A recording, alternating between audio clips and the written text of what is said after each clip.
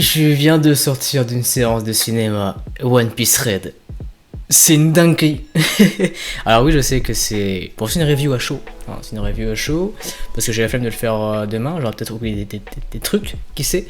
Et voilà, donc si t'as pas vu le film, bah attends, voilà.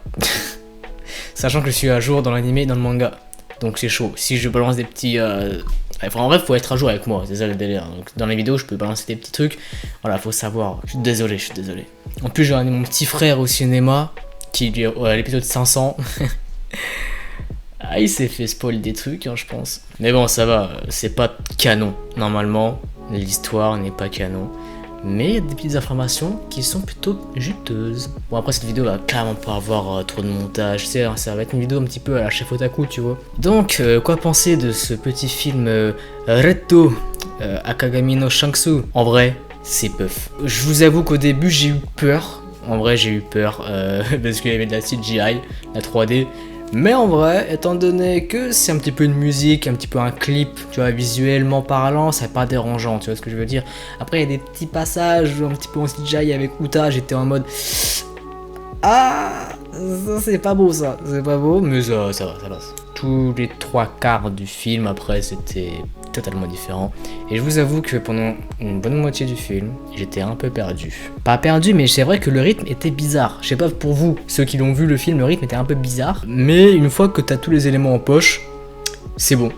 C'est bon, t'as tout compris. En fait, voilà, il te manque un élément et t'as tout compris. Voilà, mais en vrai, le rythme est un peu bizarre. Mais c'est mis à part ça, en fait, j'ai grave kiffé. Je vous avoue que j'ai grave kiffé parce qu'il y avait des personnages kiffants qui étaient là, présents, qu'on avait déjà eu l'information qui allait venir. Je reformule. On avait déjà eu confirmation qu'ils allaient venir, ces personnages-là. Je pense à Katakuri, à Shanksu. Bref. Après, c'est vrai que Lucci, j'aurais aimé qu'il soit là, mais Lucci, il était là, mais en retrait, très loin, au Gorosei. Le Gorosei, d'ailleurs, qui était là et qui nous balance une information capitale. Voilà, on apprend que déjà d'une, Madame Uta a donc un fou du démon, assez chaud, hein, apparemment, et qu'elle détient aussi un pouvoir, une genre d'arme. Pour moi, c'est une arme, très clairement, une mélodie antique. Hein. Je me demande même si ça rivalise pas avec une arme antique, ce truc-là. Bref, qu'elle a réussi à éveiller pendant le film, hein, du coup. Et donc voilà, mais surtout, juste avant ça, il y avait une info qui nous est balancée, que j'ai oublié. J'ai oublié le nom, mais l'info est que Uta est peut-être probablement une personne qui descend de la lignée des je sais pas quoi, parce que j'ai oublié. Mais du coup, on nous dit qu'il y a une certaine lignée spéciale. Voilà, c'est glissé en 3 mots. C'est glissé en 3 mots et ça passe inaperçu. Voilà, les 10 premières minutes du film, tu me glisses ça en 3 mots. Après, t'oublies. Après, t'oublies carrément. Donc du coup, je pense que cette ligne-là, elle existe vraiment dans One Piece, ça va arriver. Et là, va falloir théoriser. Va falloir théoriser. Wow. Après, je vous avoue que je vais vous parler des éléments qui peuvent être canon à l'œuvre originale. Parce que le film en soi, bon, bah, c'est pas que je m'en branle, mais bah c'est vrai, le film il est fini quoi. Tu vois ce que je veux dire, il est fini, il n'y a pas besoin de faire de théories sur le film. Dans le film, ce que j'ai bien aimé aussi, c'est. Parce que j'ai bien aimé, et un petit peu ce que j'ai pas trop compris, c'est le fait qu'il y ait 2 mondes. Ah ouais, j'ai tellement pas compris ce truc là. Alors, premièrement, t'es dans un monde normal, et juste après, t'es dans un autre monde. Mais ça, tu te rends pas compte en fait sur le moment. Après, tu vois qu'il pleut. Il pleut, il fait plus tout beau, ça y est, il pleut. Et tout le monde est par terre. Même l'équipage de chapeau pas, il est par terre. Ok, j'ai pas trop compris ce truc là parce que tout à l'heure, ils étaient debout, ils couraient tranquillement. Et après, hop, on switch sur l'autre monde, du coup, où on voit les gens normaux, comme on l'a vu au début. Et là, j'ai pas compris, je fais, mais what the fuck, le film, il était mal découpé, c'est quoi le délire, tu vois, enfin bref. Et après, Kobe arrive, Kobe le GOAT, faut le dire, hein, dans ce film, c'est un GOAT. Voilà, la dernière fois, c'était Smoker, maintenant, c'est Kobe, franchement, Kobe, je t'adore. Et même si bon, il a pas trop montré de trucs, mais en vrai, d'ailleurs on va parler de Kobe. Une fois que Kobe nous a dit l'information que voilà, c'est pas vraiment le vrai monde, et puis que en fait c'est leur âme qui a été séparée de leur corps, enfin bref, un délire hein, aussi. Bon, là c'est ok, mais c'est pour ça que je te dis qu'il y a un rythme assez bizarre. Voilà, j'ai eu du mal un petit peu, mais une fois que t'as les éléments en poche, ça y est, ça coule de source. Kobe, on en parle. À un moment, Kobe il a été acclamé par tout le public. Parce que oui, de base c'est un grand concert, et ouais, il a été acclamé par tout le public. frère, je me suis dit, bah, what, il est connu. Et Uta, au même moment, a dit, ah, mais il est connu. Ok, mais... Waouh, alors je savais très bien qu'il c'était le héros de l'incident de Rocky Port. Et ça, du coup, je pense qu'on va en parler aussi dans le manga. Parce que en fait, on n'en sait rien du tout de ce que c'est l'incident du Rocky Port. Alors, il me semble qu'on n'en sait rien. Hein, mais ça doit être un putain de truc. Parce que tout le monde dans le public le connaissait. À la limite, allez, il y en a 10. Ok, mais là, non. Là, on parle de Kobe. Tu vois, Kobe, le petit gringalet de base. Hein, le Kobe, c'est pas un amiral, tu vois ce que je veux dire. Donc voilà. Bon, on apprend aussi que Hermep, grâce aux news aussi de base avant le film, qui fait partie du coup du Sword. C'est sympa. Je m'en branle, mais c'est sympa. Bon, comme dans le film précédent Stampede, nous avons du coup une alliance dans le film, voilà, à la fois du Cyberpole avec Bruno, qui, lui c'est une blague, oh là là. Il a été très sérieux dans le film, mais au bout d'un moment, comme le Sony, il s'est transformé en... On va avoir des peluches, je suis sûr on va avoir des petites peluches comme ça. Ah, en vrai, on a eu 4 mascottes. Non mais quand même, Chopper, Sony, Beppo et Bruno. Bruno s'est transformé en nain, Beppo s'est transformé en nain, mais encore lui c'est un ours de base, donc on peut en avoir un peluche aussi. Chopper, bah Chopper je t'en parle pas, et le Sony tout mignon, voilà. Franchement, bah oui, ça fait taureau, lion, taureau, cerf, non pardon, reine et ours. Oh, ça fait les 4 mascottes. Ouais, mais je trouve ça... Pour Bruno, je trouve ça aberrant. Mais c'était marrant. Bref, je disais qu'il y a une alliance entre la marine, donc le Sword, le Cyberpole et les pirates. Voilà, pas que les Mugiwara. Les Mugiwara, waouh, l'accent. Mais sinon, j'ai bien kiffé aussi, hein, de revoir tous les Mugiwara en action. Franchement, ça fait grave kiffer.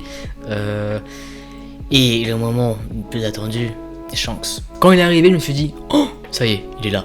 Mais c'était pas la fin du film, c'était le milieu du film. Je fais, ah, il va nous faire des trucs, il va partir après dans la foulée, c'est quoi? En vrai, tout ce qu'on avait théorisé sur Shanks, ça pue la merde. Ça pue la merde. Ouais, Shanks, il va venir au concert de Uta, il va l'écouter, mais après il va partir. Non, non, non. Non. On a eu aussi la marine. Alors, la musique de la marine, franchement, les musiques dans ce film, c'était assez spécial. Hein. Les musiques de la marine, quand Akainu il parle et tout, je sais pas pour vous, mais ça m'a fait penser à une musique de pirate, genre une pirate du style Pirate des Caraïbes, tu vois ce que je veux dire.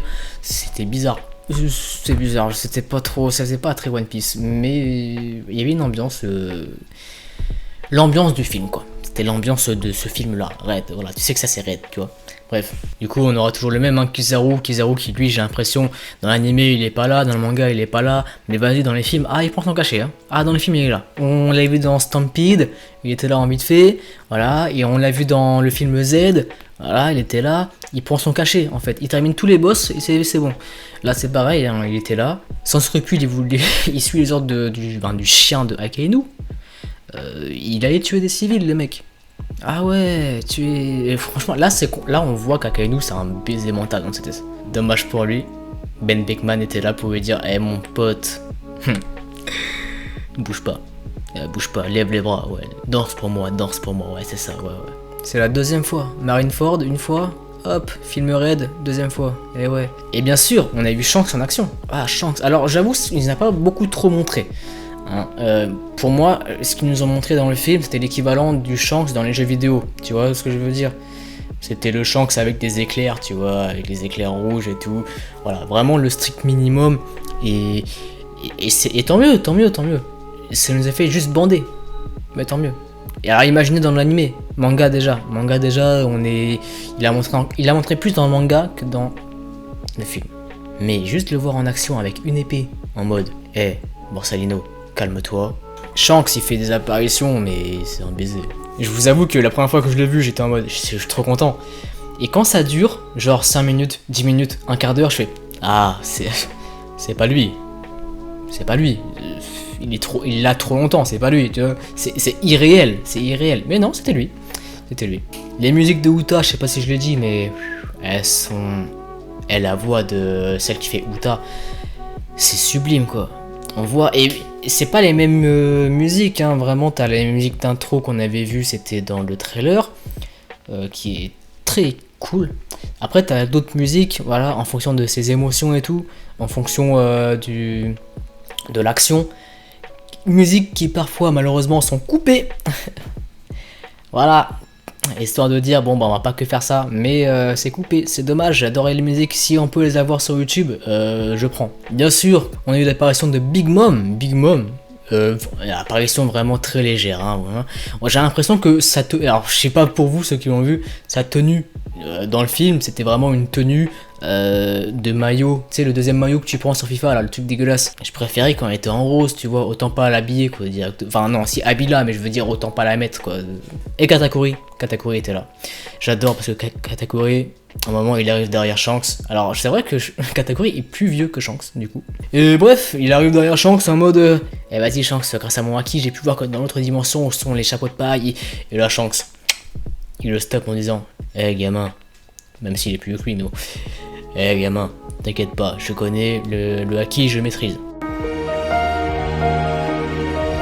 On a eu enfin aussi Usopp et Yasop. Hein, assez marrant parce que dans le manga, Yasop n'a pas du tout les couilles d'aller voir son fils. Alors que là, il arrive à dire à son fils que c'est un fils indigne, hein, tout simplement. En rigolant bien sûr. Mais voilà, mais le contraste est assez... est contrastant quoi. Usopp, digne fils de Yasop, rien à dire. Ah, rien à dire. On a pu aussi voir le parallèle entre Zoro et Ben Beckman, voilà, les seconds. Et on a eu attaque combinée de Shanks et Luffy. Alors pas combinée dans le sens où ils étaient tous les deux, mais si c'était vraiment une attaque combinée en vrai, on va dire ça comme ça. Hein. Luffy en Gear 5 les gars. Je suis désolé. Luffy en Gear 5. Oh mais gros. Et à un moment j'ai pas compris. À un moment tu vois ça faisait visage de Shanks, visage de Luffy, à chaque fois. Et ça enchaînait, ça enchaînait. Et là, gros, je vois des sourcils en 66 comme Sanji. Et là, je me suis dit, mais il n'y a que dans le manga que tu vois ça. Et là, je me dis, non, ils ont pas fait ça. Non. Et là, qu'est-ce que je vois? Je vois Luffy en blanc avec une couronne de fumée. Je fais, non. Le Gear 5, quand j'étais choqué mec, j'étais choqué. Ah crois-moi que là il y a des youtubeurs, quand le film il va sortir, ils vont voir des extraits, ils vont prendre ces moments là pour faire leur vidéo review et tout. Ah crois-moi, mais franchement c'était puff, c'était dinguerie. Là j'ai la flemme de continuer hein, mais c'était dinguerie. Ah non, et autre chose, information, comme quoi on sait que Shanks a été trouvé à God Valley, dans un coffre au trésor. Et là qu'est-ce qu'ils nous ont fait? À la fin du film, on apprend que Uta, c'est pas vraiment la fille de Shanks. Alors on l'apprend en vrai dans le film, avec des petites phrases subtiles et tout. Bref, et on apprend que bah en fait Uta ouais c'est pas sa fille et elle a été trouvée dans un coffre au trésor par Shanks et son équipage. Voilà, comme dit Shanks, c'est un coup du destin. Ce qui est moins cool c'est qu'à fait à la fin Uta elle décède. Ah ouais, ça en vrai c'est grave triste. Même Luffy n'a même pas pu lui dire au revoir en fait. Et on s'arrête vraiment sur ça. On s'arrête sur Uta avec un drapeau le drapeau de Shanks du coup en guise de drap, tu sais, des funérailles, voilà, sur le bateau de Shanks. Et Luffy qui au loin voit ça et qui a compris, qui ne pleure pas du coup, mais vas-y il a compris, en vrai c'est triste. Et là hop, ils te mettent film retto. Ah, c'est fini. Ok, mais c'était cool. Franchement, voilà, si t'as pas vu le film, tu peux aller voir, c'est spoilé, mais c'est pas grave. Non, en vrai, c'était sympa. Bon, là, c'était une vidéo un petit peu chaud, en mode... j'ai besoin de me libérer, tu vois, d'exprimer ce que j'avais à dire. Non, mais en vrai, c'était dinguerie. Début du film, un peu mitigé. À la deuxième moitié du film, j'étais dedans. Et en vrai, non, c'est bon, j'arrête. Bref, le film, c'est un 4 sur 5, je mettrai jamais 5 parce que 5 ça veut dire qu'après il n'y a pas plus. Hein. 4 sur 5 parce que le début m'a un petit peu... j'ai pas trop compris. Hein. 4 sur 5. Je suis fatigué, je vais dormir. Film excellent. Et Kaizoku Ninaru. Non, Luffy wa Kaizoku Ninaru Tokoda. C'est ça. Hein. Allez, bref. Allez, bisous.